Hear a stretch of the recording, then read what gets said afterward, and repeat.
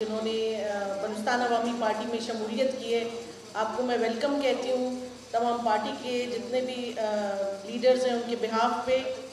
और बलूचिस्तान अवामी पार्टी बड़ी कुर्बानियों के बाद इस स्टेज पे पहुँची है। डे 1 से हमने बहुत सारी जानों के नजराने दिए और मेरा ख्याल है कि हम बहुत बड़ी कुव्वतें जो और पार्टीज़ हैं उनका मुकाबला करके आज हम इस मकाम पे, और इस इलेक्शंस ने साबित कर दिखाया कि बलूचिस्तान अवामी पार्टी की मकबूलियत जो है वो घर घर है।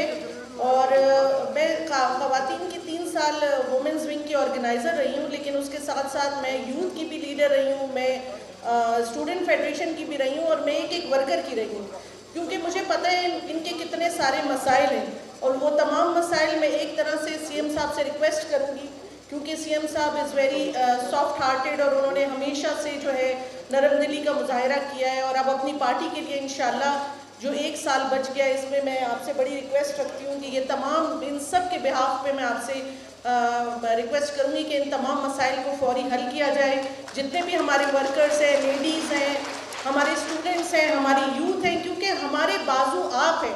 अगर आप बाहर गलियों में बैनर्स लगाते हैं और खंभों पे खड़े होकर हमारे लिए हमारे पोस्टर्स लगाते हैं, तो मेरा ख्याल है कि हमें आज जो रिस्पेक्ट और शनाख्त मिली आपकी वजह से मिली।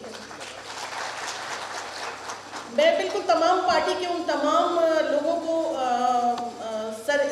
तहे दिल से शुक्रिया अदा करना चाहती हूँ जिन्होंने पार्टी को इस मकाम तक पहुँचाया।